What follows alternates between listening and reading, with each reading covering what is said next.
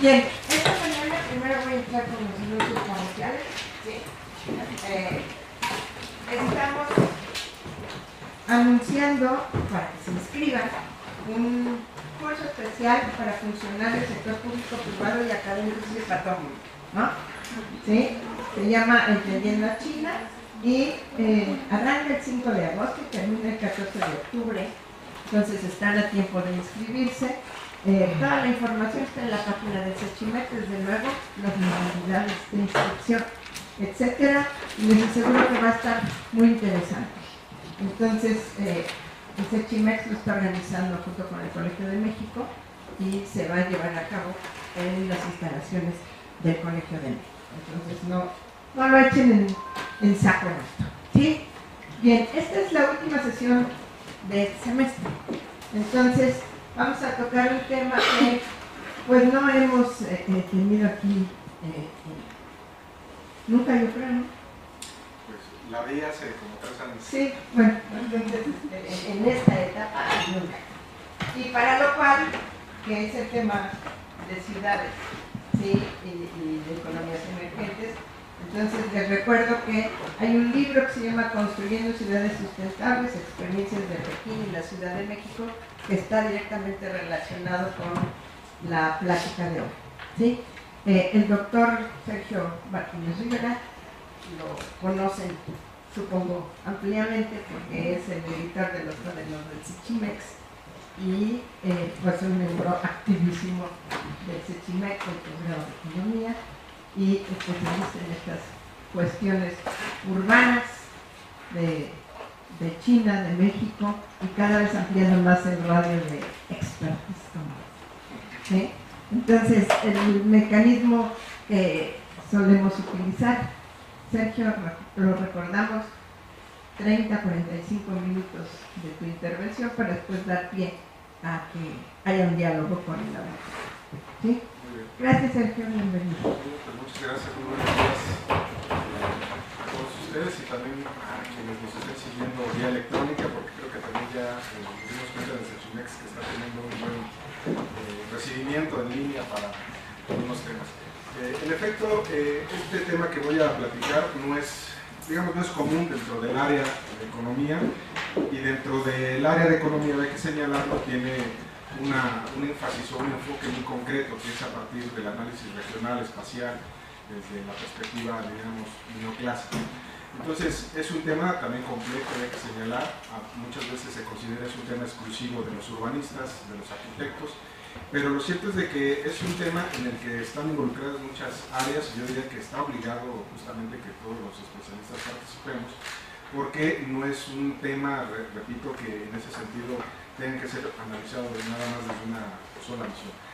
Hay que señalar como antecedente este proyecto, esta exposición es parte de los resultados que estamos desarrollando en este proyecto que coordinamos la doctora Trapaguello, que es acerca del estudio de la dinámica de las economías emergentes, y donde buscamos tener una visión, un análisis desde un punto de vista heterodoxo. ¿A qué me refiero con esto?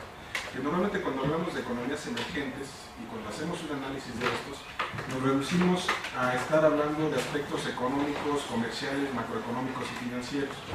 Se habla de un éxito de las economías emergentes, se pone de referencia a los famosos BRICS, Brasil, Rusia, India, China, pero en estos análisis, y ahí ustedes pueden revisar la literatura, el grueso de la bibliografía que vamos a encontrar es en este tenor, y también desde una perspectiva geopolítica, es decir, cómo se habla de una multipolaridad, donde China, la India y otros países, en este caso Rusia, van a reconfigurar justamente el orden establecido a nivel mundial. Por eso, en este sentido, lo que estábamos reflexionando en el proyecto, en una primera etapa, es, bueno, sí está bien hablar de estos elementos que van a estar explicando el éxito de las economías emergentes, pero ¿qué hay acerca de los aspectos que van a ser de manera muy puntual, que van a detonar justamente el crecimiento de estos países? Es decir, ¿cuál es la base específica, espacial, física, natural, ambiental que sostiene la dinámica? Y esto es una de las preguntas de trabajo que tenemos que responder. Otra pregunta es, bueno, nos están reportando justamente que estas economías emergentes, que ahorita regreso un poco a la definición, están teniendo esta dinámica superior a las economías avanzadas y a las economías al promedio mundial. Pero ¿qué tanto en el análisis costo-beneficio se traduce en un mayor bienestar social, en un mayor, en ese sentido, desarrollo de las condiciones de vida de la población? Entonces, si lo vemos ahora desde un punto de vista de la economía ecológica, es, bueno, ¿qué pasa con los impactos ambientales que se están registrando en estas economías internacionales, en estas economías emergentes, perdón, con la llegada de alguno de los segmentos de las cadenas globales de valor, con la llegada de alguna empresa transnacional y que transforma el territorio bajo distintas circunstancias? Bajo este eje es que estamos razonando. Habrá que señalar, en principio, o mencionar, cuando hablamos de economías emergentes, ¿a qué nos estamos refiriendo? Habrá que señalar, no hay un concepto en el cual estén coincidiendo las distintas instituciones, no es un concepto que diga se ha vuelto una categoría como para ascenderla a un nivel de análisis teórico. No obstante, hay distintos planteamientos que nos van a señalar básicamente que cuando hablamos de economías emergentes nos estamos refiriendo a países en vías de desarrollo. Pero hay que distinguir, no todos los países en vías de desarrollo son economías emergentes. Aquí hay que distinguir dos elementos que, según el Banco Mundial, va a hacer referencia a esos países en vías de desarrollo que tienen una alta dinámica industrial, que está ascendiendo industrialmente, y que con el exterior tienen volúmenes de comercio cada vez más crecientes. Es el caso de México, que se ostenta como uno de los países que tienen una mayor participación a nivel internacional por las exportaciones que realiza. Entonces, de aquí es justamente otra pregunta de análisis que se realiza siempre. Bueno, ¿hasta qué momento, hasta qué punto ese aparente éxito de las economías emergentes se debe a sus propias políticas nacionales, a sus propias políticas industriales, agrícolas, a su propio modelo de crecimiento, y no por el hecho de estar totalmente influenciadas justamente por la llegada de proyectos externos, de proyectos en el sector automotriz, en el sector industrial, manufacturero y en todos los servicios, sin que esto necesariamente detone el desarrollo regional? Para no irnos tan lejos, el episodio de esta novela llamada Trump, América, el año pasado decide que pues, American First y que Estados Unidos tiene que reorientar esta visión que tiene con el exterior y con México, y con la mano en la cintura Ford se va. San Luis Potosí ya no prosigue con las inversiones que se tenían planeadas, y ese es uno de los elementos que hay que analizar, hasta dónde el crecimiento de estas economías está anclada justamente por sus propias condiciones estructurales. Y si a eso le vamos metiendo y vamos incorporando el análisis económico, ecológico, ambiental, se vuelve más complicado. Bien, entonces, ¿por qué llama la atención entonces este tipo de países? ¿Quiénes lo analizan? ¿Cómo lo clasifican? Aquí vamos a encontrar todo un mar de clasificaciones que básicamente están planteadas por instituciones financieras, como puede ser Bancomer, como puede ser Goldman Sachs, que es una de las primeras que hizo, HSBC, y que a partir de sus propias metodologías, de sus propios criterios, van ellos a clasificar a estas economías emergentes por grupos, que no necesariamente se trata de países que coincidan geográficamente, sino que en ese sentido, bajo, repito, el criterio y la metodología que establecen, pueden estarlos agrupando según el tamaño de la población, según los indicadores macroeconómicos que ya mencioné, y en ese sentido cada uno de ellos van a tener diferentes, digamos, visiones de lo que es la agrupación de estas economías emergentes.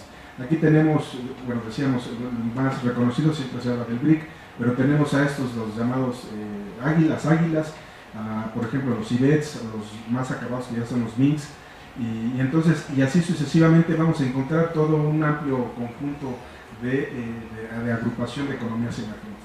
Entonces, ¿por qué llama también la atención y por qué es objeto de estudio? Porque se señala que estas economías tienen un crecimiento a nivel mundial superior a las economías desarrolladas y a nivel mundial, pero también porque a nivel mundial están aportando el grueso del Producto Interno Bruto Mundial, de las cuales hay que destacar el papel de Asia, como es el caso en este sentido de China y de la India, quienes van a tener justamente en ese sentido casi el 50% del aporte al Producto Mundial. Entonces, si nosotros comparamos estas economías emergentes respecto de las demás regiones, de los demás bloques regionales, pues se confirma lo que vimos en estas gráficas. Aquí nada más es un poquito de manera estadística, las estadísticas de las gráficas, y que confirman justamente que países como China, como la India, están teniendo, a pesar de que hay un proceso de desaceleración desde el 2008, un crecimiento superior al resto de las economías emergentes. Entonces, esto es importante señalarlo porque justamente no todas las economías emergentes van a tener ni la misma estructura, ni la misma dinámica, y obviamente también hay que señalarlo, ¿no? El caso de China se fuese aparte, tiene una dinámica controlada, planificada, mejor dicho, a nivel de Estado, que los otros países no van a presentar. Bueno, de esto pasamos a la siguiente parte, que es ya el núcleo duro de la plática, y es que cuando se discute acerca del éxito, el crecimiento y todas estas interpretaciones ortodoxas, se nos olvida que todo va a estar sustentado en un espacio físico, decíamos hace un momento, en un espacio natural, que va a haber implicaciones ambientales y una transformación en todo el entorno ambiental para justamente apuntalar ese crecimiento. Desde una perspectiva entrópica, a medida de que crece el Producto Interno Bruto, también la degradación, el daño ambiental va a aumentar. Esa es una relación básica. Las visiones más optimistas señalan que por eso el desarrollo sustentable, como uno de los paradigmas actuales, van a incorporar procesos tecnológicos, mayor eficiencia en la producción y una serie de elementos que se dice van a llevar justamente a que ese impacto sea menor. Lo cierto es que al día de hoy, después ya desde el año 1985 se anuncia este desarrollo sustentable, ya pasaron pues casi 30 años y no estamos observando resultados significativos. Despertamos el día de hoy que Donald Trump va a declarar de París que se va a retirar, como ya lo había estado haciendo, de todo este asunto del tratamiento del cambio climático, por todo lo institucional que ello implica. Y entonces el asunto es reflexionar en este sentido. El tema de la urbanización y la relación con la dinámica económica ha sido estudiado por distintas, decíamos hace rato, por distintas disciplinas. En el ámbito económico vamos a encontrar, por ejemplo, en la crítica de la economía política, un aspecto teórico muy sólido. Cuando hablamos de todos los que son economistas y que hemos tenido que leer a Marx por gusto o por disgusto, sabemos que bueno, esta acumulación original de capital pues tiene su lugar justamente a partir de que se va consolidando un espacio industrial, con todo lo que desarrolla Marx, con todo lo que desarrolla Engels, y así sucesivamente llegamos ya hasta épocas contemporáneas, donde vamos a ver, por ejemplo, que Simon Kuznets, en el análisis que hace para evaluar y explicar el crecimiento de los países desarrollados, le confiere también un papel importante al tema de la urbanización. Entonces, en la economía, repito, sí podemos encontrar distintas corrientes de escuelas que nos van a dar cuenta de la relevancia de este tema. Entonces, ¿por qué es importante? Para todos aquellos, siempre lo menciono, quienes son especialistas, quienes están involucrándose por primera vez en este tema, habrá que señalar que estamos ya en un momento histórico en el que desde hace unos 5 años, 10 años aproximadamente, la población a nivel mundial es predominantemente urbana. ¿Qué significa en términos ecológicos, en términos sociales, en términos de reproducción del propio ser humano como especie, el que ya tengamos una población predominantemente urbana, con todo lo que implica? Entonces, en ese sentido, habría que señalar que de aquí podemos utilizar distintos análisis, en particular quienes trabajamos en el área de la economía ecológica, sabemos indicadores como la huella ecológica, la huella hídrica, la huella de carbono, más muchos otros, que nos van a permitir comprender el impacto de esta dinámica. Hay que señalar también, distinguir que si bien es cierto que estamos hablando de una población urbana ya predominantemente a nivel mundial, esta se va a concentrar de manera más específica en los países en vías de desarrollo. Son los países en vías de desarrollo los que están teniendo una tasa de urbanización mayor, los que están teniendo una mayor concentración también en este sentido, y eso lleva y obliga a las sociedades, a los gobiernos locales, obviamente a los nacionales, a dar respuestas. Respuestas que son en ese sentido que deben atender fenómenos para algunos muy conocidos como lo es del cambio climático y que la mayor parte de las veces están rebasados. Se ofrecen soluciones o se ofrecen en ese sentido propuestas que no son necesariamente las más adecuadas. Para no ir tan lejos, aquí en este año y el año pasado pues hemos tenido contingencias de manera ya más recurrente. Y hay que señalar en este sentido, por ejemplo, que la Ciudad de México está dentro de las ciudades más vulnerables a nivel mundial. Esto es un llamado de atención, justamente no nada más para el gobierno local, sino también para la sociedad, porque hay que señalar que cuando hablamos de cuestiones ambientales, ecológicas, no es nada más por si soy o no soy especialista en el tema, sino simplemente porque soy un habitante de este planeta y de esta ciudad, ¿no? O sea, el que haya contaminación, contingencias ambientales, pues me va a afectar si soy de la tercera edad, si soy una mujer embarazada o si soy en ese sentido una persona con asma. Son problemas comunes que hay que distinguirlos y comprenderlos. Desde una perspectiva ya meramente académica, tenemos que señalar también que el tema en ese sentido de la urbanización es muy complejo. Aquí no nos va a dar tiempo de poner sobre la mesa todas las distintas, en ese sentido, fenómenos que están asociados a este proceso. No es lo mismo en ese sentido los procesos de urbanización en los países desarrollados, que están catalogados como una forma de urbanización homogénea, ordenada, planificada, que tiene en ese sentido mejores estándares en la administración urbana respecto, por ejemplo, de las economías en vías de desarrollo, que se van a caracterizar por ser justamente lo contrario, es decir, tienen espacios urbanos que van a estar dispersos, que van a estar desarticulados, que no están en una óptima funcionalidad, que presentan movimientos de migración del campo a la ciudad y al interior de la ciudad, y así sucesivamente. Todo este tipo de fenómenos hay que señalarlos como parte de una realidad de estas economías en desarrollo y que básicamente se van a acelerar bajo distintos mecanismos. Aquí se puede distinguir, si bien es cierto que estas tasas de urbanización en las economías desarrolladas son mayores respecto de las economías emergentes, y aquí pongo algunos ejemplos de algunas de estas economías. Si lo revisamos de manera muy puntual, algunos países como México, por ejemplo, tienen tasas de urbanización similares a las de las economías desarrolladas. Estamos hablando del 80% en promedio. Llama la atención el caso de China y de la India, que, por ejemplo, no tienen, bueno, recientemente, ahorita lo vamos a ver, China ya da ese salto en donde su población es predominantemente urbana y con las implicaciones que ahorita vamos a mencionar. Y destaca, decía por el otro lado, la India, que si revisan aquí su tasa de urbanización actual, ni siquiera es comparable con algunos casos de otros países, ¿no? Y esto llama la atención justamente por tener una población predominantemente rural, como lo fue China hace algunos años, y que rompe un poco los estándares de autores de planteamientos que nos señalan que hay una alta correspondencia entre el crecimiento económico y la tasa de urbanización, es decir, a mayor tasa de crecimiento económico, mayor tasa de urbanización. Pero estos países, al menos en estos primeros momentos, no se caracterizan por esta particularidad.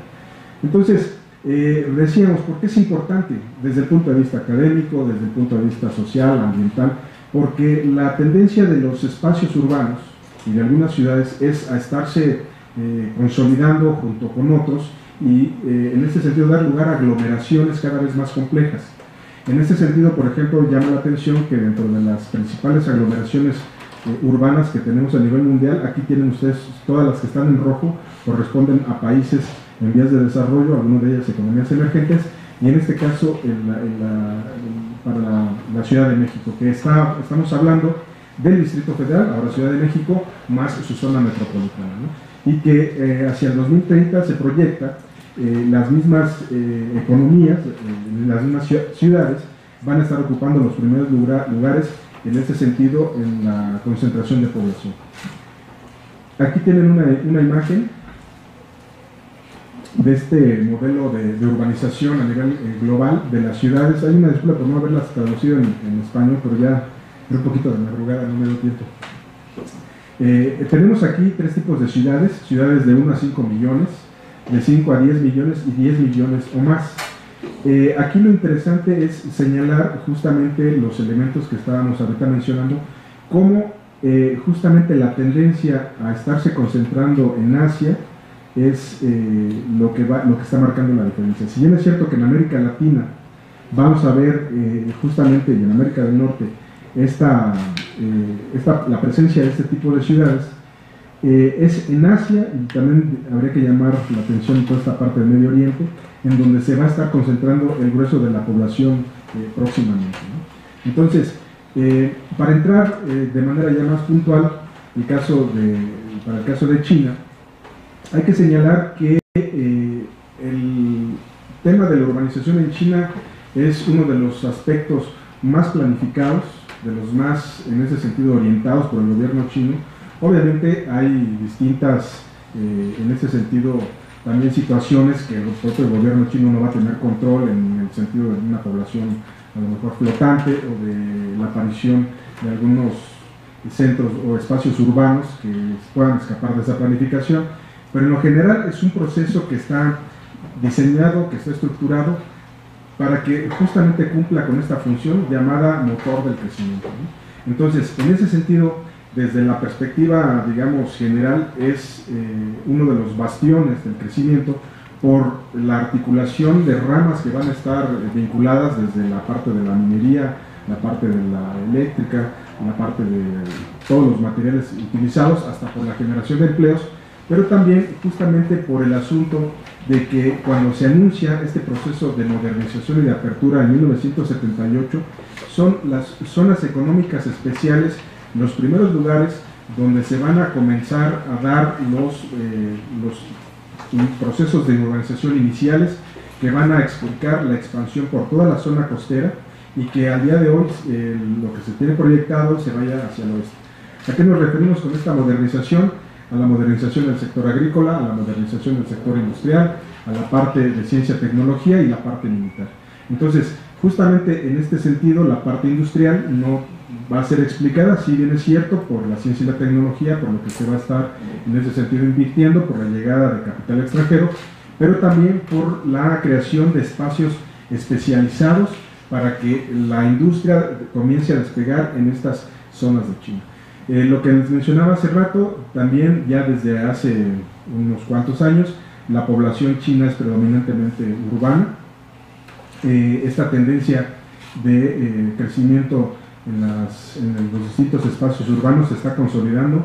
Vamos a ver ahorita que a partir del 13º Plan Quinquenal sigue retomando China este proceso de urbanización como un eje que le va a llevar a la prosperidad, dice el discurso en este sentido del gobierno chino, para mejorar las condiciones de la población rural y otros objetivos que se tienen planeados.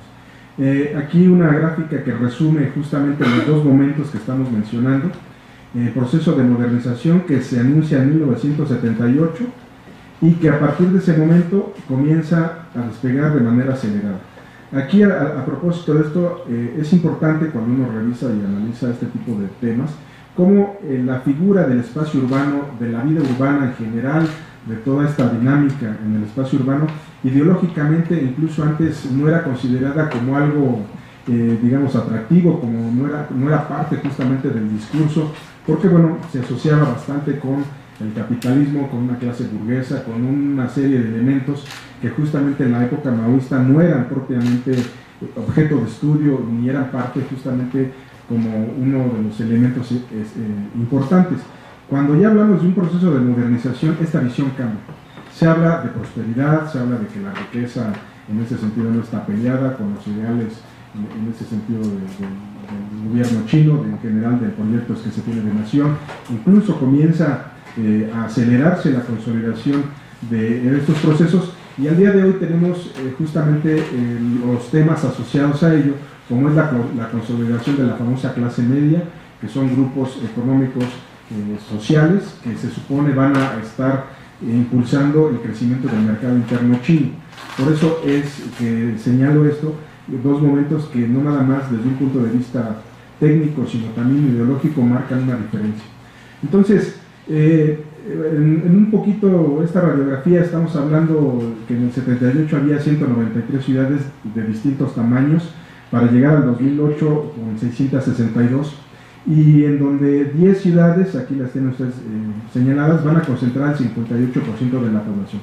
La mayoría de estas ciudades están en la zona costera, en la zona centro de China, y son las que van a marcar justamente la dinámica en la tendencia urbana. Al igual que en los análisis que se suelen hacer en el caso mexicano y en otras partes del mundo, también China, para su análisis, se va a dividir en distintas zonas metropolitanas.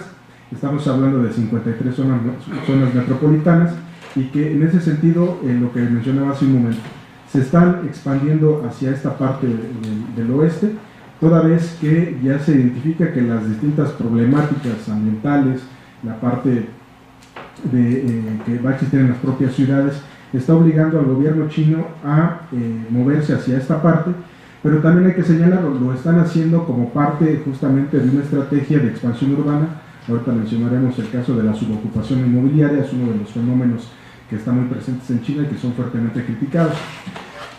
Aquí una imagen de este Instituto McKinsey, quien desee entrar a la página y checar, este es un mapa interactivo, nada más que aquí pues nada más se pudo copiar las dos imágenes, para ver cómo en 2005 las principales aglomeraciones urbanas que ya están consolidadas, cómo se observaban en el 2005 y cómo se proyectan en el 2025, cómo toda esta parte ya literalmente va a estar consolidada urbanísticamente, es decir, todas las implicaciones que va a tener, como ahorita veremos ambientalmente, están sobre zonas donde tienen un estrés hídrico, donde tienen escasez de agua potable de niveles de severos a muy severos, y también pues por los niveles de contaminación que se presentan en distintos ecosistemas en esas zonas.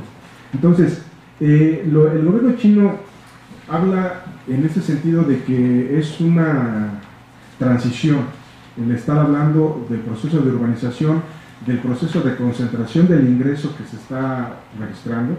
Si bien es cierto que ha disminuido la pobreza, las estadísticas están señalando que ese famoso coeficiente de Gini está aumentando en China. El gobierno chino lo considera como una etapa de transición. Señala que muchos de los fenómenos que se están mencionando o que se han analizado desde Occidente son justamente etapas que van a resolverse. Un tema que es muy analizado en ese sentido es el de las famosas ciudades fantasma, que no es más que hacer referencia a la subocupación inmobiliaria de distintas ciudades, y que el gobierno chino las justifica como espacios que, si bien al día de hoy están subocupados, posteriormente van a ser ocupados, vale la redundancia, por población migrante proveniente del espacio rural. Es decir, estamos preparando las ciudades para que sean ocupadas, y de momento lo que estamos haciendo pues es impulsar el crecimiento económico por este tipo de rama.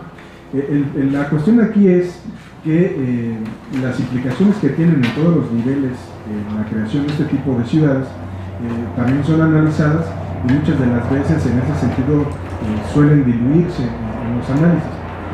Entre ellos, por ejemplo, se habla del incremento del precio de la vivienda, el precio del suelo, la especulación inmobiliaria que va justamente girando alrededor de este tipo de fenómenos. Son los que preocupan sobre todo en los espacios urbanos que ya están en este sentido existentes. El otro tema que está asociado a esto es que cuando hablamos de urbanización hay que señalar y preguntarnos qué sucede con la población, qué sucede con la transformación que van a tener los distintos grupos sociales en la modificación de sus patrones de consumo, en la forma en que se organizan, en la visión que se tiene de hacer justamente sociedad. De ahí hay también distintos tipos de estudios, análisis. Podemos mencionar algunos casos de, por ejemplo, cuando se va transitando de los famosos barrios o hutongs a los espacios ya más modernos de edificios, cómo cambia toda la visión de comunidad, cómo cambia toda la visión de organización, de familia incluso, y entonces esos son también de los temas que China está enfrentando a día de hoy. Entrando un poco en materia ambiental, hay que señalar que una de las principales críticas para este fenómeno es que el costo ambiental está siendo demasiado alto en distintos niveles. Aquí hice una síntesis, yo diría, muy apretada de una gran cantidad de información. Espero que pues, se pueda transmitir justamente esta relación que va teniendo, dada la tendencia del proceso de urbanización china en los impactos ambientales y sociales, y un listado de temas que habría que señalar, tendríamos que revisar de manera amplia. Es el tema del abastecimiento de agua, así como su calidad, la disponibilidad de tierra, el abastecimiento de energía, la contaminación atmosférica, la deforestación, cambio de uso del suelo y la huella ecológica urbana. Son algunos temas que se proponen, tendríamos que estar revisando cuando se analizan las tendencias de estos procesos de urbanización, tanto en China como en México y cualquier otro país. En el caso del agua, ya lo habíamos mencionado, China va a padecer al día de hoy, está padeciendo, mejor dicho, una severa crisis hídrica en distintas regiones y de distintas maneras. En esos términos estamos hablando de que posee apenas un suministro del 5% del agua, y que en ese sentido, al no estar distribuida de manera equitativa, va a volver más compleja la funcionalidad y la reproducción de la población. Distintos datos existen al respecto sobre cómo, por ejemplo, 8 de 10 ciudades chinas costeras descargan aguas excesivas a los distintos afluentes, y eso va a poner en riesgo justamente la salud de la población que está en este sentido reproduciéndose ahí. Otros datos muestran, por ejemplo, que tienen altos contenidos de arsénico, de fluor o de sulfatos, y que en ese sentido afecta en promedio a 980 millones de personas. El punto de todo esto es, repito, más allá de perdernos en un mar de estadísticas, es que China está viendo una carrera contra el tiempo. O sea, es decir, está, si bien es cierto, ahorita vamos a ver los puntos que se señalan en el nuevo proyecto de urbanización china y en el tercero plan quinquenal, la cuestión es si va a poder resolver a tiempo todo este tipo de fenómenos, y donde el costo ecológico, si se lo descontáramos a ese costo, a ese producto interno bruto nacional, la cuestión es cuánto le quedaría realmente a China y a todas las economías emergentes si descontamos los costos ecológicos. En ese sentido, cuando estamos hablando del tema del agua, está asociado también con el tema de la contaminación atmosférica. Si han seguido las noticias en los últimos meses, China está padeciendo severos problemas también de contaminación ambiental, y ello se debe en principio porque la principal fuente de energía es de origen fósil, es decir, de manera muy puntual, el carbón. El carbón extraído de manera natural es la principal fuente de energía para todo el proceso de urbanización y de industrialización china, así como también en el doméstico. Entonces, en ese sentido, aquí se pone de referencia el caso de las centrales eléctricas, donde se consume la mitad de la producción anual del carbón, y que genera cerca del 40% del dióxido de azufre, así como el óxido de nitrógeno y otros gases de efecto invernadero. Entonces, el tema aquí es, repito, en este asunto de cuando estamos hablando de un aparente éxito económico, cuando lo contrastamos con estos fenómenos, hasta dónde realmente estamos obteniendo un beneficio. En las economías emergentes se sacrifican los recursos naturales, digo, aquí no tenemos el caso ahorita de Brasil, aunque decíamos en el proyecto que mencioné lo estamos analizando, cómo se está desgastando el Amazonas, las pampas argentinas, más muchos otros ecosistemas en Sudamérica, bajo el auspicio del gobierno nacional, local, y para dar la cabida a empresas transnacionales, entre ellas las chinas, a ver qué se me da, ¿no? Entonces, creo que aquí es importante deslindar responsabilidades. Se le atribuye a China ser responsable de devastar distintas zonas en África, en su propio país, pero bueno, hablando en el contexto externo, los responsables son los propios gobiernos nacionales que permiten la llegada de ese tipo de inversiones. Eso hay que señalarlo para que no estemos ahí fundando de más en ese sentido responsabilidades, ¿no? Entonces, el asunto es que estas son imágenes del año antepasado, cuando se anunció una severa crisis atmosférica en Pekín, donde ahí paran las empresas y paran distintas actividades económicas y sociales, y que en ese sentido se suma justamente a otro tipo de ciudades que están en las mismas condiciones.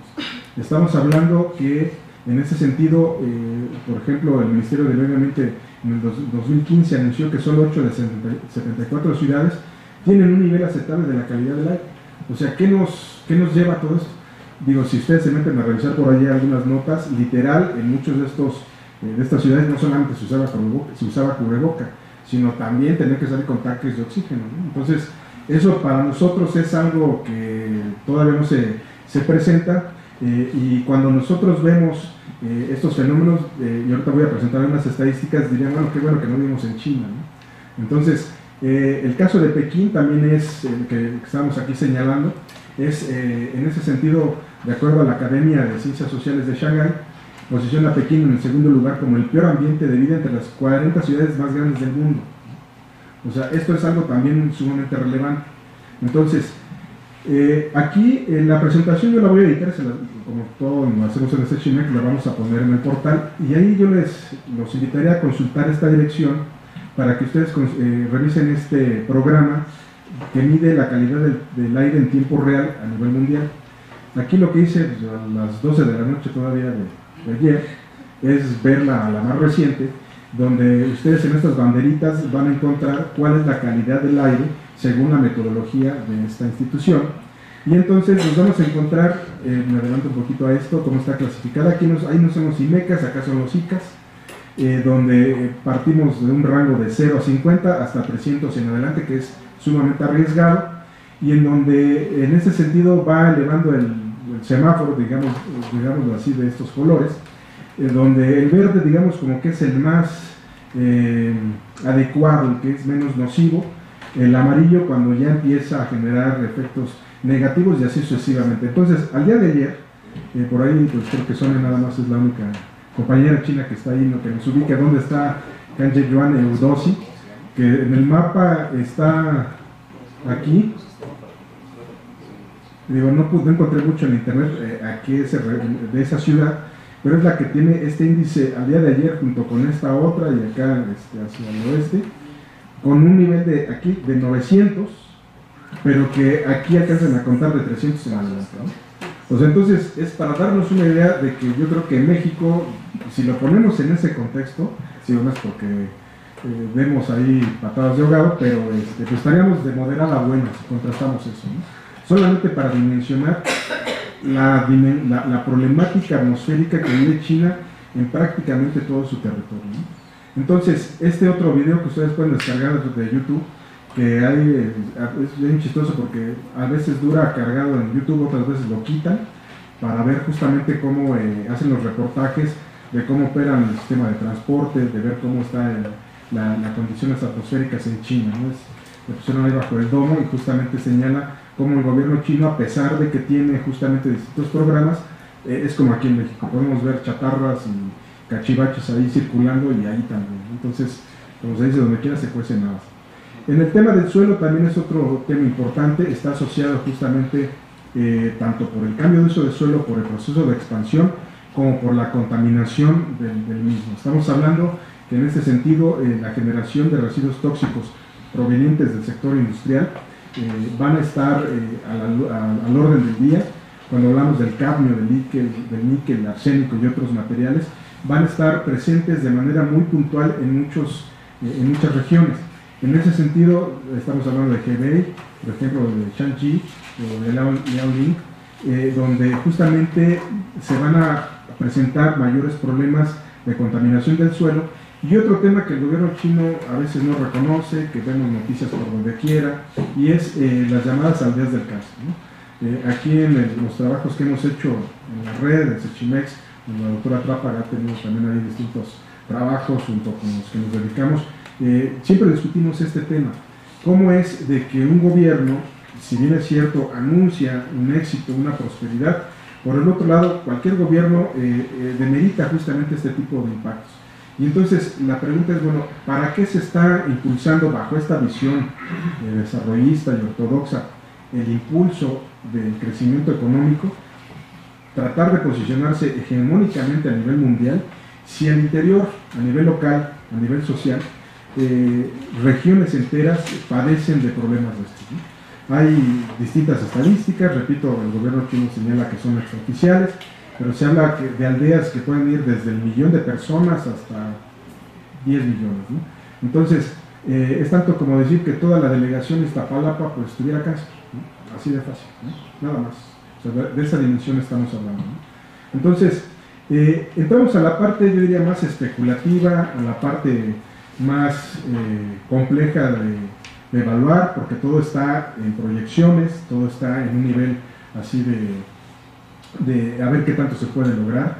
Yo diría, pues de algún modo, si somos optimistas, de podernos dar un voto de confianza al gobierno chino para ver si logra resolver todo esto, a partir de que se establece el treceavo plan quinquenal, y en donde establece que va a sostener un crecimiento del 6.5 al 7%, el cual es derivado del anuncio que hacen en el 2013 con el modelo de la nueva normalidad china, ¿no? Es decir, va a disminuir el ritmo de crecimiento económico, va a reorientar varios de los procesos industriales, modernizarlos en la parte urbana, en la parte rural y así sucesivamente, es decir, generar condiciones propias para una mayor prosperidad, para mejorar la calidad de vida, con todo lo que eso implica en el discurso, y que en ese sentido va a tener como punta de lanza la parte urbana. Entonces, estamos hablando de que busca incorporar a 100 millones de personas de áreas rurales en las ciudades. Ahorita que presentemos todo esto en lo general, vamos a ver que llama mucho la atención el énfasis que está poniendo en esta relación campo-ciudad, pero lo está haciendo desde una perspectiva que rompe nuevamente moldes y estándares interpretativos y teóricos, como siempre lo ha estado haciendo China. En ese sentido, pretende elevar la tasa de urbanización al 60%, crear 50 millones de empleos urbanos más, por lo que ya mencionamos. Es decir, tiene que consolidar un mercado interno en este sentido. China, desde el 2013, con esto que estamos mencionando, señala: ya vamos a disminuir esta visión de crecer hacia el exterior, de estar fortaleciendo el crecimiento basado en exportaciones. No se va a renunciar a este modelo como tal, sino más bien lo que se va a hacer es justamente consolidar el mercado interno, y en donde esta clase media china, estos grupos económicos con ingresos medios, van a ser fundamentales. Entonces, ¿a qué se refiere este nuevo plan de urbanización nacional? Antes de este plan quinquenal reciente, China anuncia en el 2014 que busca el bienestar de la sociedad, sincronizar, modernizar la urbanización y la industrialización. En la era de la tecnología de la informática, pretende dotar de mayores recursos e infraestructura a los distintos espacios urbanos para conectarlos, tanto físicamente como por la vía de las telecomunicaciones, modernizar la parte agrícola a partir de su urbanización. Esto es algo importante y no es novedoso, porque si nosotros revisamos justamente en qué consistió el proceso de modernización en 1978, impulsado por Deng Xiaoping, lo que vamos a encontrar es que lo que hace el gobierno chino en ese momento es mejorar las condiciones de infraestructura, llevar pequeñas fábricas, o en ese sentido centros manufactureros, al espacio rural, incrementar la dotación de recursos justamente para alfabetizar más a la población rural y brindar condiciones de infraestructura en materia de salud, de educación y así sucesivamente. Entonces, va a continuar con este proceso, pero obviamente atendiendo a las necesidades y a los retos que se tienen en el siglo XXI. El tema de la protección del medio ambiente, que también es algo bien complejo, en el librito este que anunciábamos de Sechimex, los invitaré a revisarlo, lo pueden descargar de manera gratuita, el de Construyendo Ciudades. La experiencia que tuvimos en ese momento al reunir especialistas de México, muy buenos especialistas, muchas gracias, y a especialistas también de China, es, bueno, esta visión de ciudades sustentables, hasta dónde es una utopía, hasta dónde es un proyecto que se puede consolidar. Sinónimos de esto es ecociudades, como lo está anunciando el gobierno chino, ciudades verdes, ahorita vamos a ver, y lo cierto es de que en ese sentido es un proyecto muy complejo. Reunir las tres esferas, las tres dimensiones de la sustentabilidad en el espacio urbano es algo muy complejo. En ese sentido, hablar de sustentabilidad económica, sustentabilidad social y ambiental requiere, en efecto, de una labor titánica comandada por un gobierno que, repito, veamos hasta dónde el gobierno chino puede lograr. Entonces, en ese sentido, repito, les recomendaría que revisaran este documento. Ahí pueden encontrar a muchos especialistas en el tema. Y de manera puntual, ¿qué es lo que busca este modelo de urbanización? Busca mejorar la administración del espacio urbano, de las ciudades en sus distintos tamaños. Busca mejorar la parte económica, fiscal, de recaudación, de poder estar generando los propios recursos en las ciudades, que sea más eficiente. Busca en ese sentido tener un cierto equilibrio, entre comillas, con todo lo que implica cuestionar ese concepto de equilibrio entre campo y ciudad, para que justamente todo este rezago que se está observando y esta concentración del ingreso que estamos en ese sentido presenciando, dice el gobierno chino, esto van a ser uno de los varios mecanismos con los que se van a resolver, con los que se van a solventar. Si lo quisiéramos analizar también desde una perspectiva de Kuznets, es tanto como decir que ahorita China está experimentando una concentración del ingreso propio de lo que también experimentaron las economías desarrolladas. y un poco haciendo esta similitud, el gobierno chino supondría que esa concentración del ingreso disminuiría una vez que se logre transitar de una etapa ya previamente industrial a una ya de servicios. Pero para eso, repetimos, todavía falta bastante tiempo. El gobierno chino estima el 2020, eso ya es a la vuelta de la esquina. Están otros datos al 2025 y otra visión al 2050. Entonces, en ese sentido, este otro elemento que es el de establecer condiciones de protección al ambiente y la preservación ecológica, que es lo que justamente va a dar soporte a esta visión del nuevo modelo de desarrollo urbano, y que de manera muy puntual ya en el plan quinquenal que estamos mencionando va a estar siguiendo una serie de lineamientos. Digo, por cuestiones de tiempo, porque ya se me está acabando, les voy a presentarla rápido para que podamos intercambiar ideas. No obstante, como les señalo, va a estar en la página de Sechimex para que vean los componentes de este modelo, las distintas áreas, qué son lo que se está buscando. Lo que yo resaltaría en este sentido es justamente esto que estamos ahorita diciendo. El énfasis en el tema rural, en el tema urbano es fundamental. El gobierno chino en ese sentido busca justamente mejorar las condiciones que se están observando en el ámbito rural a partir, según el gobierno chino, de un proceso de urbanización controlado y ordenado.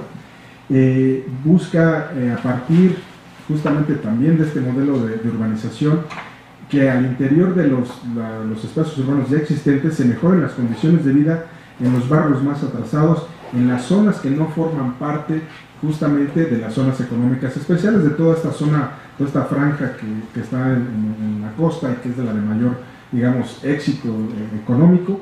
Y entonces en ese sentido busca atacar varios frentes, ¿no? La parte rural, la parte urbana, a diferentes escalas, y para eso se supone que va a estar siguiendo distintos modelos.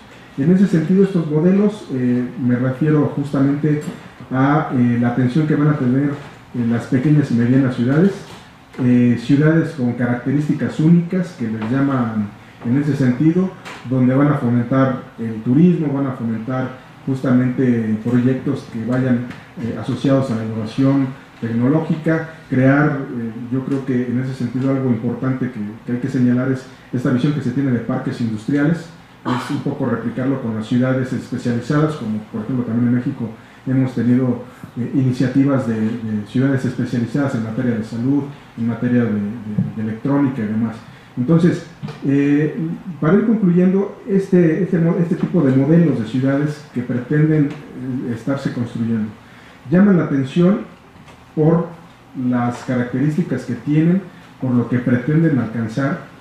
Repito, es muy complejo y anticipado señalar que vayan a tener un éxito. Ya existen proyectos desde hace algunos años que todavía están en un proceso de consolidación. Cuando hablamos de los casos de Dongtan en Shanghái, o cuando hablamos de Tianjin también, en donde ya se habla de modelos de ciudades, pero al día de hoy no son una realidad, no están todavía materializadas para cumplir con los objetivos que según se están estableciendo en materia de generación de energía, de que sean autosuficientes en ese sentido, de que puedan sustituir de manera significativa los transportes por el transporte público por el transporte eléctrico en este sentido, y así sucesivamente, ¿no? Y entonces otros modelos como esta llamada ciudad esponja, donde busca justamente resolver en algunas partes los problemas severos que tienen de agua, tanto por la parte de contaminación como la parte de la disponibilidad, ¿no? Entonces, así sucesivamente vamos a encontrar en este plan quinquenal, en este nuevo modelo de desarrollo de urbanización, toda una gama de proyectos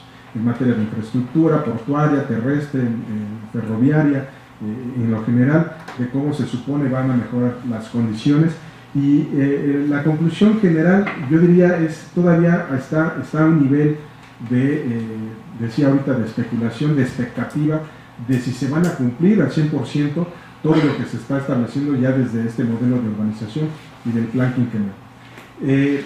Si hacemos la evaluación al día de hoy, el cierre, el corte de caja, lo cierto es de que está siendo, decíamos también hace rato, muy costoso el éxito económico chino. El proceso de urbanización es un indicador que en efecto nos ayuda a medir y a impulsar el crecimiento económico, Pero también, como decimos, en el pecado llevamos la penitencia, ¿no? Ese propio proceso de urbanización es el que está generando condiciones adversas y negativas para el propio espacio chino. Y en ese tenor, las economías emergentes están siguiendo una misma ruta, cada quien con sus particularidades, cada quien con sus propios resultados, y el punto es, yo concluía, pues es una carrera contra el tiempo. Las evidencias del cambio climático están ahí, la evidencia de cómo justamente se están agotando los ecosistemas, de cómo se ha rebasado la capacidad de carga de los ecosistemas, no se está permitiendo la regeneración, y todo bajo esta lógica, se dice economicista, donde urge repensar justamente no solamente un nuevo modelo de industrialización y de urbanización, sino, aunque parezca romántico, de civilización, y de cómo estamos como seres humanos llevando nuestra vida en la transición de este planeta, ¿no? Muchas gracias.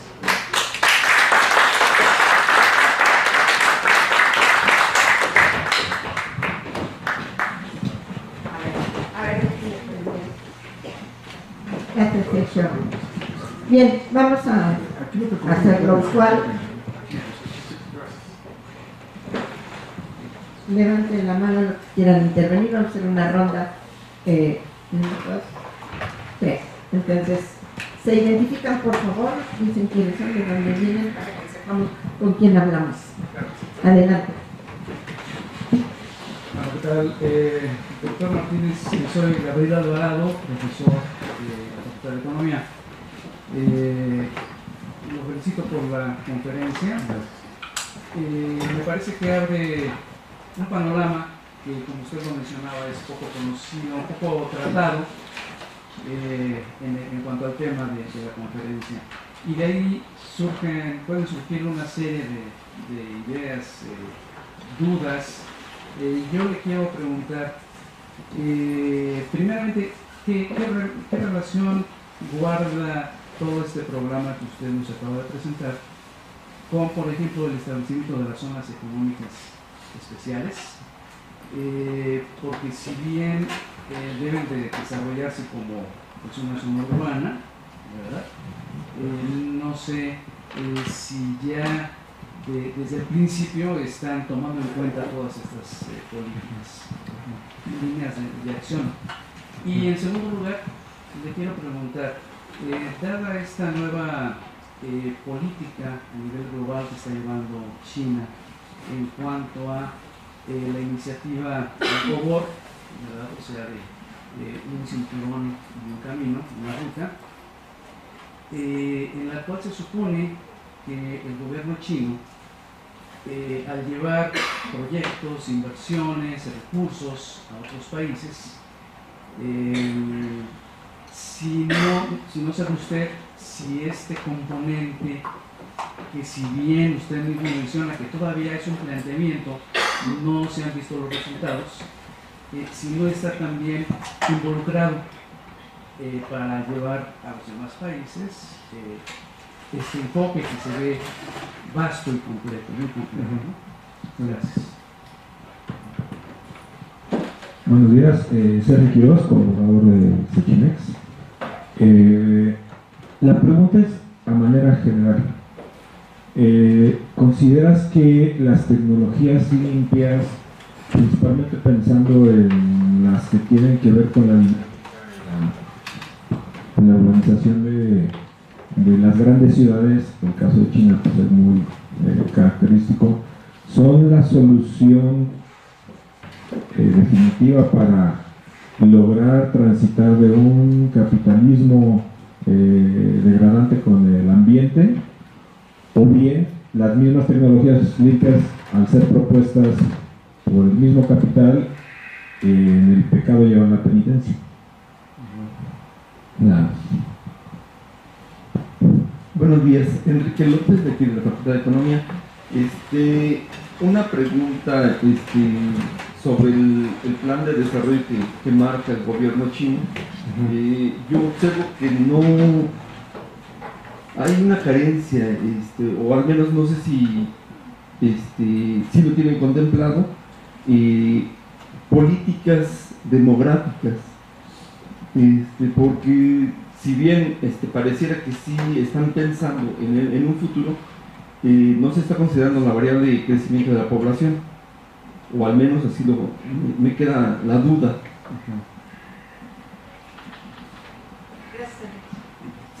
Muy bien, pues muchas preguntas muy interesantes que nos dan para otra conferencia. Por lo que menciona el profesor Gabriel, en efecto, primero hay que mencionar, cuando hablamos de una zona económica especial, en el caso del modelo chino, estamos hablando de un espacio urbano predominantemente.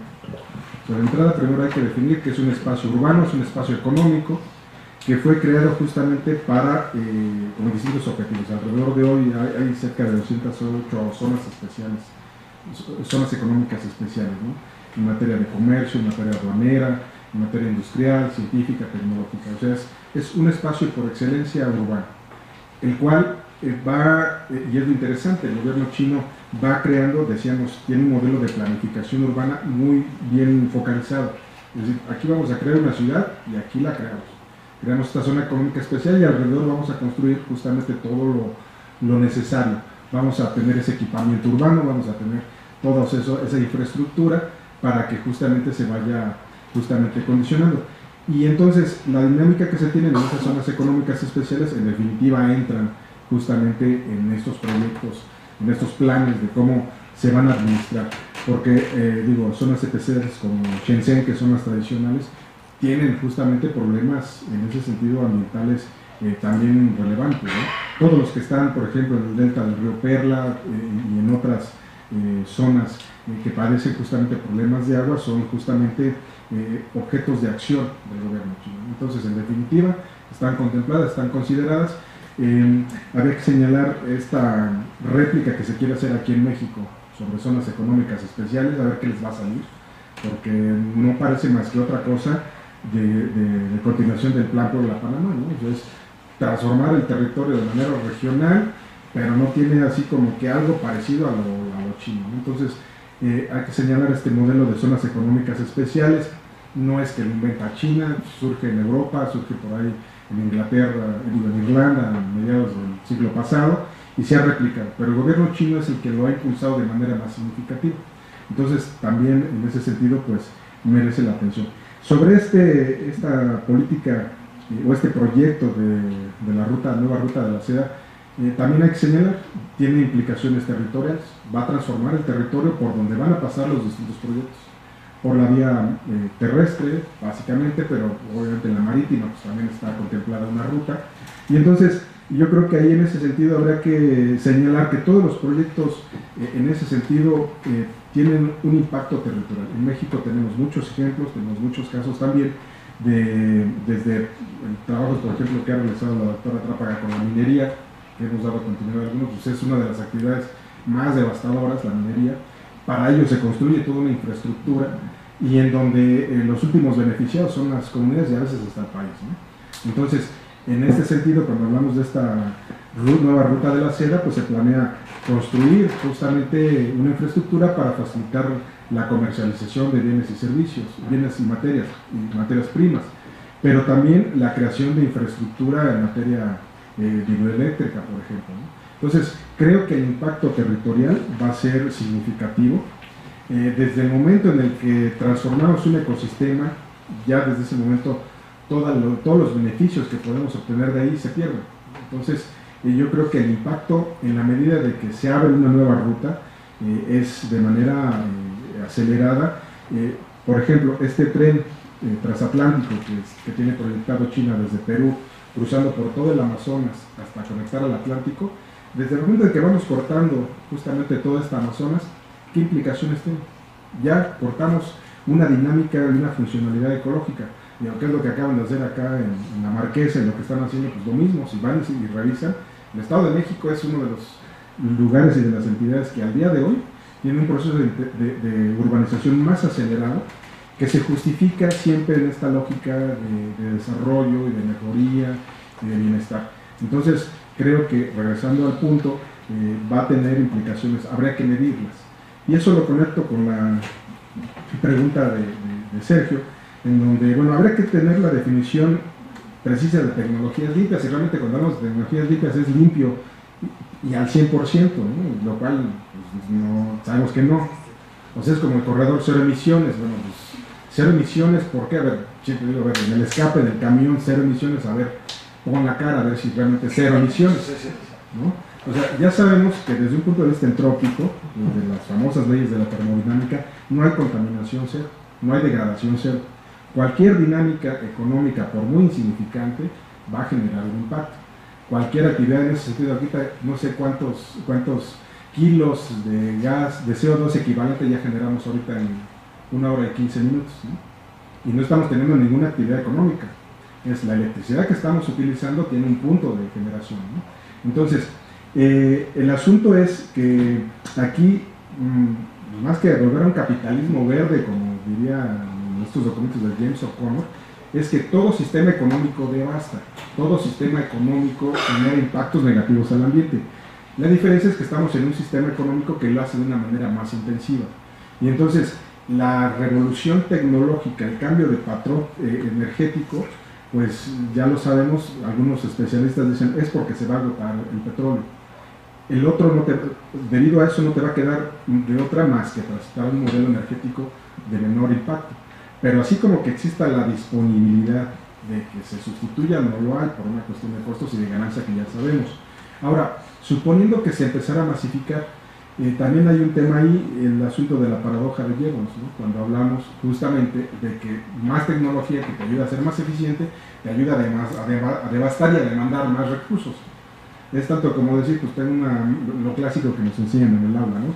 Tienes a la secretaria con la máquina de escribir y ya pones una computadora y después ya hasta mentalmente puedes hacer ejercicios, con Siri, lo que tú quieras, haces más eficiente el proceso, pero también haces más eficiente la demanda y la generación de residuos, la famosa paradoja de Jevons. Entonces, el asunto es la discusión de, bueno, ¿qué modelo pues ya no de crecimiento, porque es nuestra discusión siempre en los seminarios del doctorado, qué modelo de producción, si queremos llamarle así? O sea, ¿cómo vamos a resolver la satisfacción de las necesidades básicas, ya sin meternos a todo lo complejo de lo que significa el término de necesidades, porque eso nos lleva a la fantasía, ¿no? O sea, ¿cuál es la necesidad de cada quien? Pues, para algunas personas es tener 50 pares de zapatos, para otros es tener 50 trajes, ¿no? Tienen una necesidad. Entonces, son discusiones, decía, tienen que ser desde una perspectiva multidisciplinaria, tienen que hacerse involucrando otras áreas, pero es yo como que incluí hace rato, es un problema de civilización también, ¿no? Entonces, lo que mencionaba Enrique, en efecto, digo, yo hacía un poco la advertencia, hay muchísimos temas que aquí por el tiempo no iba a poder mencionar, pero tienen un papel central el asunto demográfico, la política del hijo único, que el año pasado fue revertida. Se da cuenta el gobierno chino que la población se está envejeciendo, que la pirámide se les va a empezar a invertir, y entonces ahora ya autorizan a que justamente las familias puedan acceder a tener un segundo hijo ya, con todo lo que prevaleció durante 30 años, que era prohibírselos. En el ámbito urbano tener solamente un hijo, en el ámbito rural tener dos, según si formaban parte de alguna de las minorías étnicas, o si el primer bebé pues, era una mujer. Todo eso sabemos, y es importante para quienes, repito, están involucrados en el tema, es algo que explica justamente parte del éxito económico chino. Siempre platico aquí con algunos de mis alumnos en clase, es que el éxito económico no se debe solamente por fenómenos y factores económicos, se debe justamente a medidas de carácter social, a medidas de carácter, obviamente, políticas, tecnológicas, todo esto, pero en el caso muy concreto de China, tuvo que establecer primero un hukou, que es un carnet de residencia, un carnet de identificación para evitar el desequilibrio regional. Eso sería impensable, no sé cuántos de ustedes son aquí fuera del Distrito Federal. Pues aquí sé que tengo a mi alumna acá de Chihuahua, de Sonia, pues obviamente de China, pero los demás de dónde son. Dicen, acaban de realizar sus actividades, sus labores, y como tenemos un hukou, pues se regresan. Nada que les gustó la Ciudad de México, Coyoacán, y aquí no. Eso es para ejercer un control regional, para evitar un desequilibrio entre los distintos espacios, el cual sigue al día de hoy. Con este nuevo plan quinquenal se establece que se va a hacer una revisión de la situación de la migración de todos los habitantes. Justamente por eso se están creando, o se está teniendo como visión el crear nuevas ciudades y de estar modernizando el espacio rural para mejorar las condiciones de vida de estos habitantes. Entonces, en ese sentido, tanto cupo en México sería impensable, un control de residencia, ¿no? Sería anticonstitucional, sería ir en contra de los derechos humanos, sería ir en contra de todo. Lo único que creo que tiene control son los automóviles, y eso hasta las 11 de la mañana, ¿no? Entonces, en ese sentido, la política del hijo único pues pretende justamente resolver esto para que la población no se les envejezca y se pierda pues el famoso bono demográfico que durante muchos años a China le hizo pues justamente marcar una diferencia respecto de los demás países, porque es fuerza de trabajo al final del día y también son consumidores, ¿no? Bien, podemos iniciar la segunda ronda. Carlos Federico, primero. Sergio.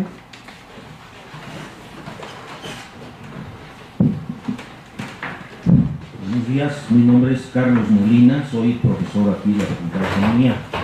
Y respecto de las tendencias actuales de la urbanización, el caso de China, resulta inevitable asociarlo con el asunto de la vivienda, que es uno de los asuntos que preocupan a mucha gente, entre otras a mí. Yo voy a hacer algunas preguntas muy puntuales, son 4, pero son muy puntuales y yo creo que algunas de ellas requieren respuesta muy rápida. ¿Qué es urbano y qué es rural en China? Porque nos ponías un cuadro donde hay ciudades de 10 millones o más, ciudades de entre 10 y 5, entre 5 y 1, y aldeas de 1 millón. Pues una aldea de 1 millón de habitantes, pues como que se me hace que, por decir algo, Gustavo Amadero no es una aldea, o Benito Juárez, pues como que no es una aldea, la delegación Benito Juárez. Entonces, ¿qué es rural y qué es urbano en China? Segunda pregunta, respecto de reorientar el desarrollo urbano y de vivienda hacia las preguntas del noroeste. Me gustaría que el doctor precisara qué provincia. Yo estoy pensando, a lo mejor viviendo normal, en Xinjiang, en Mongolia Interior, en el Tíbet. Bueno, una siguiente cuestión. Hay un caso que es muy marcado, incluso en publicaciones de aquí del Sechimex, una de ellas en inglés, que se publicó hace pocos años, de un caso en Urumqi, la capital de Xinjiang, donde hay edificios muy grandes de muchos pisos que se construyeron para chinos que eran llevados a Xinjiang para trabajar, para vivir, y estaban vacíos porque pues, a los chinos simplemente o no les gustaba, no tenían los ingresos suficientes para pagar esos departamentos, mientras ahí mismo en Urumqi los uigures viven en condiciones de hacinamiento. Por último, si también en el Tíbet se está pensando en un traslado de chinos de etnia Han hacia el Tíbet en forma tan grande como ha sido en el caso de Xinjiang, y si va a seguir predominando el criterio de mercado para el caso de la construcción de vivienda, como fue en el caso de Lhasa. Gracias. Sí, miren, en efecto, yo creo que menciona esto, les decía hace rato, suele ser hasta apasionante justamente. Perdón. Bueno, continuando un poco con el tema, cuando hablabas de qué modo de producción o qué producción es la que podría resolver esto, entonces la pregunta que me surge, y te lo digo por la experiencia que llegué a tener en empresas dedicadas al desarrollo de tecnologías limpias, que yo les decía, de tecnologías menos sucias, y les molestaba, ¿cierto? Entonces, un modo de producción o una producción sin ganancia, una producción sin explotación de las condiciones de producción, deja de ser capitalismo. Y la pregunta creo que más interesante para mí es: esta dinámica urbana nos está llevando a ver el límite ya físico de reproducción del capital hoy en día, o crees que pueda reorganizarse de alguna manera que pueda intentar resolverlo, no quiero decir que sin impactos al ambiente, pero que pueda enmascararse de alguna forma por un periodo de tiempo más para seguir perpetuando su reproducción. A ver, yo quiero ser la tercera. A mí me gustó mucho el planteamiento de Sergio y siempre me parece que hay que enfatizar ciertas cuestiones para no perdernos en la discusión de detalles, digamos, ¿no? Sergio decía que en el pecado se llevaba la penitencia, pero eso es autorreflexivo, y en el pecado del crecimiento de China la penitencia la llevamos nosotros. Eso es muy importante, ¿no? Es decir, ¿a qué me refiero? Hemos admirado lo que ha hecho China porque es extraordinario. Nunca se ha visto en la historia un proceso así de acelerado con los resultados económicos que hemos visto. Eso es una raya en el agua de la historia del capitalismo y de la historia en general, ¿no? Lo que Sergio plantea es cómo lo ha hecho, ¿sí? Entonces, los indicadores que nosotros medimos como economistas no reflejan cabalmente las implicaciones sociales, solamente el éxito económico, cuánto ha crecido, de cuánto es la inversión, etcétera, etcétera, ¿no? Pero tenemos que hacer un esfuerzo por verlo en el otro sentido. Cuando hablamos de One Belt One Road, un camino, una ruta, estamos hablando de que se va a intensificar la inversión extranjera china en una zona desde China hasta Europa, ¿sí? Por la vía marítima y por la vía terrestre, sin cancelar las inversiones que tiene China en el resto del planeta, ¿no? Bueno, ¿para qué es una inversión? O sea, el que sea que invierta busca una ganancia, ¿no? Y si yo invierto en América Latina, en África o en la ruta de la seda moderna, estoy buscando obtener algo. Quitémosle el monto de capital, no nos interesa la suma que se pueda obtener, nos interesan los recursos que están comprometidos en estas inversiones. Entonces, nuestros países, los que Sergio llamó vías de desarrollo, pero que yo dudo que estemos desarrollándonos, estos países que no llegamos a la industrialización plena, que sería el parteaguas, nos morimos por tener inversión extranjera, directa, ¿no? Productiva, no de cartera. Pero cuando hacemos eso, como decía Sergio, estamos responsabilizándonos de que hagan lo que quieran, ¿sí? De que se saquen la ley, y no estoy hablando de los chinos, estoy hablando en general. O sea, si vamos al ejemplo que pongo a veces, a ver la Volkswagen de Puebla incumple con la ley del trabajo, por ejemplo, al poner paros técnicos, ¿no? Y nadie le dice nada y la aplaude permanentemente. Entonces, las mineras canadienses, por ejemplo, etcétera, etcétera, etcétera. Entonces, hemos pensado que es una palanca de desarrollo obtener inversión extranjera directa, y la historia nos habla en contrario. ¿De qué estamos hablando? Si dijéramos una parte la cedemos a los inversionistas extranjeros y otra parte la explotamos nosotros, estamos hablando de que no hay recursos para que suceda todo esto al mismo tiempo, ¿sí? Y de que, reportándonos en términos de la metodología de la huella ecológica, ya sabemos que tenemos que reducir 1/3 del estado actual de uso de los recursos naturales, 1/3 tenemos que dejar de usarlos y vivir con el resto. Es decir, modificar radicalmente lo que Sergio decía, la civilización, ¿sí? Porque eso no se hace nada más con un régimen autoritario ni con conciencia de la gente, es cambiar las reglas del juego radicalmente. Entonces, discutir este tema de China y posteriormente la incorporación de India, para ponerlo fácil, los millones, actualmente hay un debate de si en realidad el país más poblado del mundo es India, no China.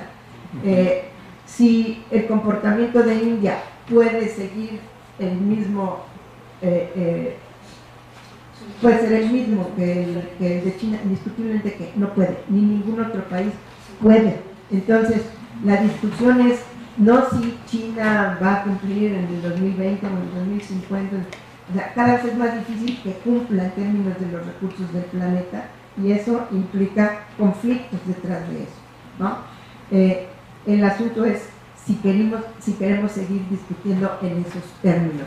Sergio no planteó la discusión en esos términos, pero como estamos formateados para discutir en términos de PIB, de crecimiento, etcétera, no vemos la riqueza de todo lo que Sergio planteó.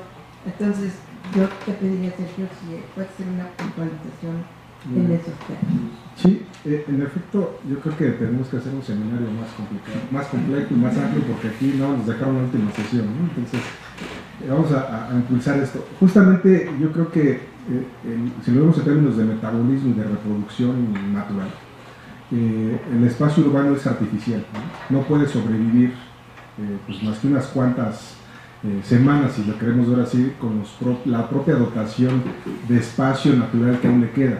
Pensemos en las islas, pensemos en servicios ambientales, pensemos en las banquetas, pensemos en todo eso. Mi tesis de doctorado yo la hice sobre el proceso de ocupación urbana del suelo de conservación. Yo calculé la huella ecológica en ese momento, y el cálculo que hacía es que en realidad el Distrito Federal, con la limitación de las estadísticas que se tenía, nada más alcanzaba para 500,000 habitantes, por ejemplo, ¿no? O sea, nada más, dado el estilo de consumo que se tiene en la actualidad, el consumo de vivienda, de agua, de alimentos, generación de residuos, etc. Nada más para 500. Si hacemos un análisis sobre la dotación de ecosistemas o áreas ecológicas productivas, como se le conoce, pues en realidad ni a Estados Unidos le alcanzaría, porque su huella ecológica es de 9.4 hectáreas por habitante, mientras el promedio mundial es de 1.7.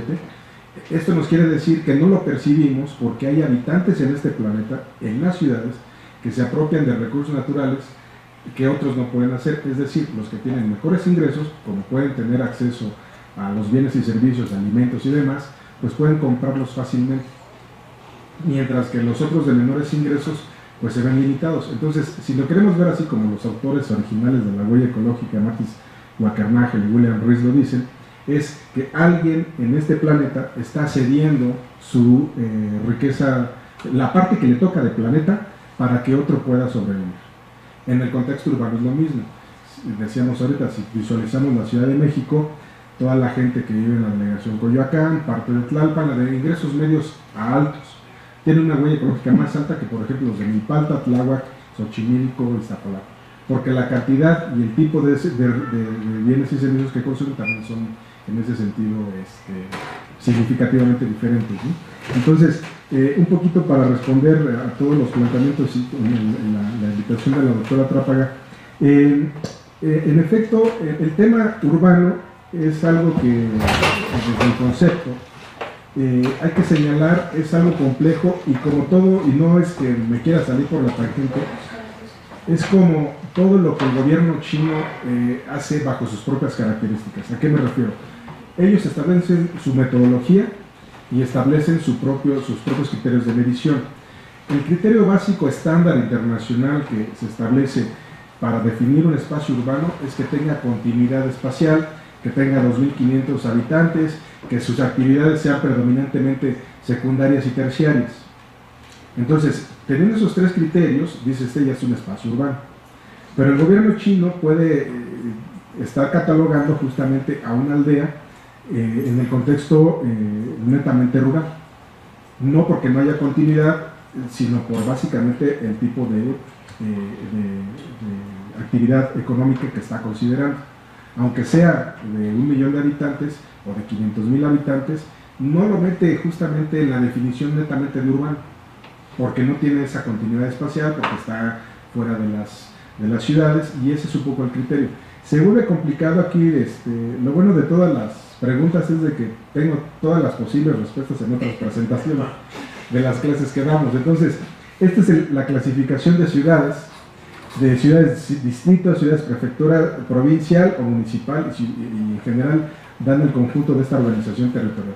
Nosotros nada más llegamos a una clasificación de ciudades medias o zona metropolitana y todo. Y entonces es más un criterio, en ese sentido, en este caso administrativo.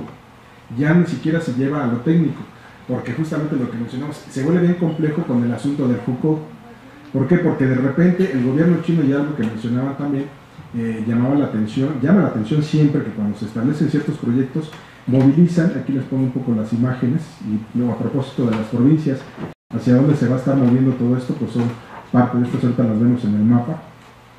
Estas son las que están más densamente pobladas, y entonces es ir avanzando hacia este territorio con el señalamiento de que ya desde Mao Zedong existía la creación de proyectos urbanos hacia acá, pero obviamente en ese momento nunca se materializaron por las condiciones adversas del clima y de la orografía en esa parte semidesértica. Entonces, a propósito de esta pregunta, ¿hacia dónde se va a expandir? Pues va a ser paulatinamente sobre este territorio. Y lo que mencionábamos ahorita, a ver, ahí está. El gobierno chino tiene la capacidad de movilizar población por todo el territorio para cumplir con esos proyectos. Esta es apenas una imagen de la migración que va a existir de algunas regiones y donde puede movilizar y crear espacio urbano nuevo. Entonces, cuando hablamos en ese sentido de Xinjiang o de Gansu o de Mongolia Interior y demás, pues hacia ahí es donde están apuntando los nuevos proyectos. En efecto, esto que se mencionaba con el asunto de la subocupación inmobiliaria son de esos casos que llaman mucho la atención. En efecto, hay una resistencia en algunas zonas del país de querer ocuparlas, la población no se está moviendo. Pero también sabemos que eso a veces no es que la población china como tal quiera o no, sino llega por decreto y lo tienen que hacer. Entonces, acá tenemos un poquito para seguir con la exposición, lo que le decía Enrique, pues esta es una imagen del Junjukou personal, todo chino tiene esto, no puede andar sin él. Parece que no salen sin él, es lo que le identifica. Parte del control migratorio, cuando se quieren movilizar, pues tienen que presentarlo. Si no lo tienen, no pueden rentar, no pueden pedir empleo, no pueden pedir educación, salud, lo que sea. No pueden ir por la vida como nosotros libremente, ¿no? Entonces, en ese sentido, cuando estamos hablando de la definición de urbano y demás, coincido acá con el profesor Carlos, pero es algo muy complejo que el gobierno chino lo maneja de esa manera. Y entonces ahí es donde se pierden mucho las estadísticas, donde no se puede a lo mejor hacer un análisis simétrico. ¿En qué sentido? Por ejemplo, hay estándares de medición de pobreza que dicta el Banco Mundial, que dicta en ese sentido la propia OCDE. El gobierno chino hasta hace unos años decía, es que nosotros apenas si tenemos a 50 millones de pobres. El Banco Mundial dice no, son 300 millones, según la metodología. Entonces, eso aplica de vuelta porque no está el doctor Dussel, sus experiencias con el famoso sistema armonizado y que 5, 10, 20 dígitos, los que sean, pues el gobierno chino también en ese sentido, en el tema de intercambio comercial, es un problema hasta dónde se van a dar las mediciones. No obstante, creo que con lo que sí existe, se puede hacer una revisión que está avalada, y muchos de estos documentos, repito, en la presentación les voy a dejar una bibliografía, muchos documentos que son avalados por el propio Banco Mundial, que son avalados por la propia ONU, el propio PNUD, el Programa de las Naciones Unidas para el Medio Ambiente, de estadísticas que ya justamente están reconocidas tanto por el gobierno chino como por estas instituciones, ¿no? Lo cual nos da un panorama. Llama la atención justamente esta clasificación de ciudades, que a propósito de hacia dónde se están moviendo, digo, pues esto es muy amplio para ahorita describirlo, pero nos lleva justamente hacia esta parte, ¿no? Y otra forma que también pues habría que señalarla, pues es si lo analizamos por regiones, más allá de ciudades, por regiones, donde justamente sabemos que el este, que son todas las zonas costeras, en principio son las que despegaron, que ya se consolidaron, y ahora son las regiones del oeste las que van a estar siendo más activas, ¿no? Entonces, un poco para responder a la otra pregunta que también se señaló ahorita, del maestro Gabriel, unos saludos, ¿no? Y que señaló la doctora Trápaga, pues en efecto, este proyecto, ya había dicho yo en la primera intervención, va a caracterizarse por poner en práctica un amplio espectro de proyectos de diversos tipos, tanto por la ruta terrestre, por la ruta marítima. Entonces, resaltaría de nuevo, en la medida de que se va interviniendo el territorio, se pierden las condiciones originales. Eso es básico, ¿no? Eso es básico. En el balance, ¿qué va a significar? Pues un aumento en el tráfico de mercancías, pero también de personas, Si nosotros hacemos la revisión de todos los países que van a estar involucrados, desde el punto de vista geopolítico se habla que es lo que iba a contrarrestar al TPP, ahorita ya está quién sabe en qué escenario esto, pero se hablaba mucho de este proyecto para generar contrapeso al otro. Entonces, en ese sentido, ¿qué es lo que se está buscando? Decía la doctora Trápaga, pues es toda esta visión económica general de estar estableciendo mecanismos para facilitar justamente la obtención de mayores mercancías, movilizar recursos en general. Aquí, en ese sentido, pasaría a lo que les mencionaba, digo, lo hice muy rápido, bueno, ya que me dan la oportunidad. Ese es el proyecto Perú-Brasil, el corredor transoceánico. ¿Cómo va a ir atravesando justamente todo el Amazonas, lo que les decía? ¿Cómo se establece que desde el puerto de Tianjin llegue a Perú, parte de lo que se vaya a realizar en las transacciones, salga por el puerto de Santos en Sao Paulo? Todas las implicaciones en el Amazonas que va a tener esto, ¿no? Entonces, no hay ningún impacto cero, no hay ninguna degradación cero. Entonces, decía al principio de la presentación, en la evaluación, si la hacemos desde el punto de vista ecológico, pues sale reprobado. Siempre también en el análisis desde esta perspectiva, es decir, bueno, yo creo que no tendría por qué darnos mucho gusto ser el principal productor de hortalizas de Estados Unidos, el principal exportador de hortalizas, porque si lo vemos desde la perspectiva de la huella hídrica, estamos exportando agua, estamos agotando suelos, estamos exportando agua y estamos generando un estrés hídrico en las zonas desde donde sacamos. Entonces, esa es otra forma de analizar esta visión. Entonces, así como estos está el del canal de Nicaragua, que también está otro proyecto ahí, donde también en ese sentido, si le quitamos la nacionalidad a este tipo de análisis, lo dejamos como mero capital, pues esas son las expresiones, ¿no? Un poco la pregunta de Sergio creo que pues es algo mucho más compleja.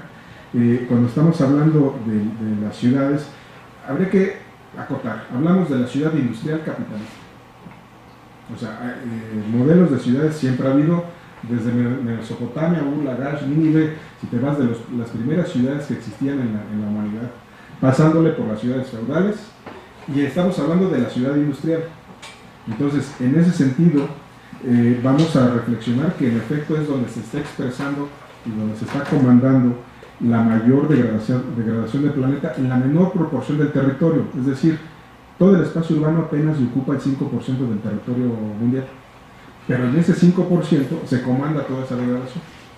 Entonces, ¿cuáles son los límites? Pues la propia naturaleza los va a estar estableciendo. Nos lleva al tema de resiliencia urbana, qué ciudades, qué espacios van a tener la capacidad de poder regenerarse, y entonces yo diría, pues no tan fácil lo van a poder hacer. Siempre también les pongo ahí de manera muy, digamos, didáctica, que vean la película de Los Simpsons, cuando a Springfield le ponen el domo, no dejan ni entrar ni salir nada. ¿Cuánto va a durar la Ciudad de México? ¿Cuánto las zonas metropolitanas? Están condenadas sin quitar los tintes fatalistas, ¿no? Están condenadas a la extinción, justamente porque si hiciéramos esto, ni entra nada de servicios ambientales, agua, madera, energía, alimentos, etc., ni salen los residuos líquidos, sólidos y gaseosos. Como eso no sucede, como no percibimos el agotamiento, como la visión que tenemos urbanística, o más bien de lomos urbanos, es de que hay abundancia, que si quiero agua, pues nada más voy a la llave. Pero en la Ciudad de México no me pongo a pensar que esa agua viene del sistema Lerma-Cutzamala, que implicó la destrucción de ecosistemas, el desplazamiento de indígenas más aguas, etcétera, etcétera, ¿no? Entonces, así de fatalista y de negro es este tema, pero no es taquillero justamente por esto, porque prefiere a veces algún sector mejor hablar de cosas más bonitas, ¿no? Entonces, pues lo dejaré ahí. Gracias, Sergio. Pues, muchas gracias por su asistencia, fue la última sesión del semestre y los invitamos para el siguiente semestre.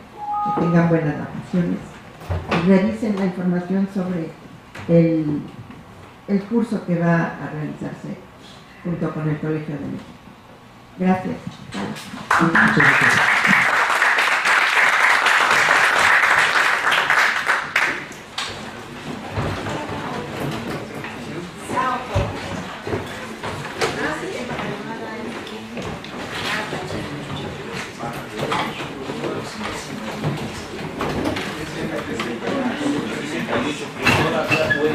andar con su propio pie y a lo mejor hacer algunas conferencias.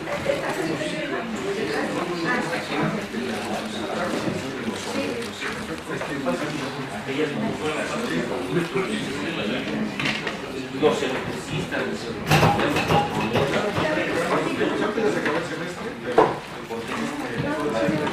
Hola, Mónica.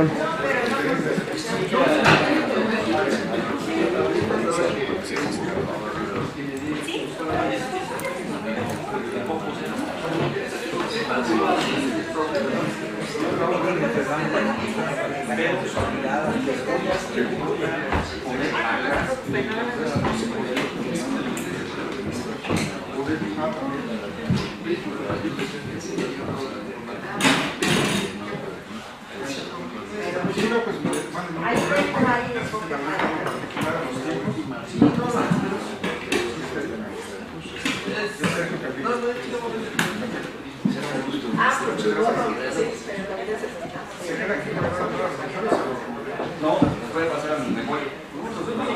Las voy a pasar para que tú me las pases, las puedas. Nada más que es la de ahorita, las otras las saqué de mi memoria.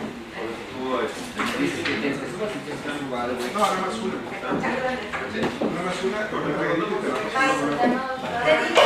Oye, la vez pasada me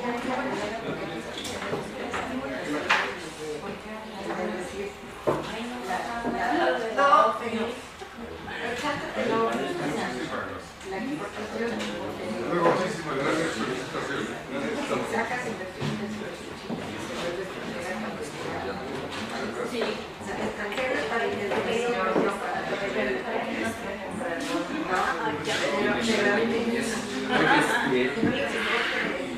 para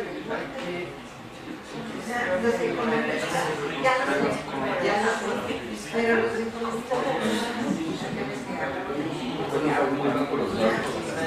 sí, es lo que me estaba comentando, pero sí, me dijo que no. ¿Qué pasó en la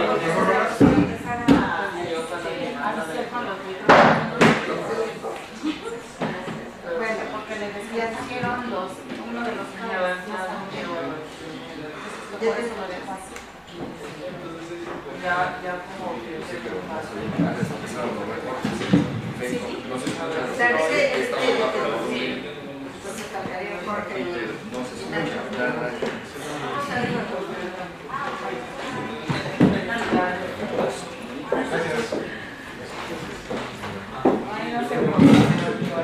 no, sí, porque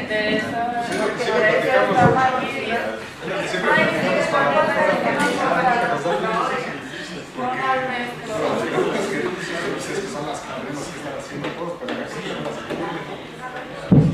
es que si la pongo así, no. no, o sea, lo que yo hago, pero lo que está en la discusión de lo que estás considerando como éxito, ¿no? y llegaron a como jurado. En el mundo occidental Te puedes poner a cualquier jurado que meditó diga la cantidad de cosas que tiene. se involucra en términos conceptuales. No es decir que se pegue la cara. Entonces, eso es lo que yo discuto. O sea, la gente de doctorado es su mejor obra. ¿No? Y te puede tocar un jurado que te dice, borra el pene, y esto que se ponga de otra manera. A ver. Por eso como no, pero en tu caso es una cosa que ya vas a hacer, pero la evolución, por ejemplo, ahora en el caso de otro, ya son cosas de filósofos. Ni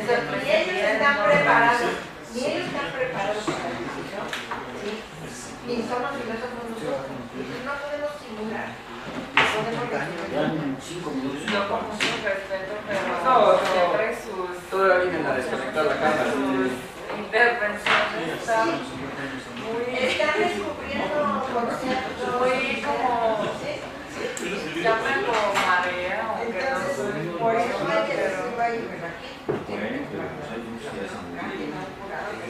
El otro año estaba yo en la gracia Pero no lo compañeros de preparatoria,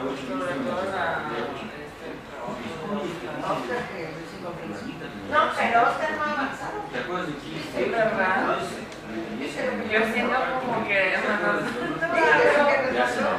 ahí es cuando vimos la ventana de mandar a su Ya se murió. A ver cómo irían con cuestión de eliminar. quién sabe cómo va a estar. El otro compañero, ¿cómo se llama? El de arriba, Fernando. Me preguntaba a mí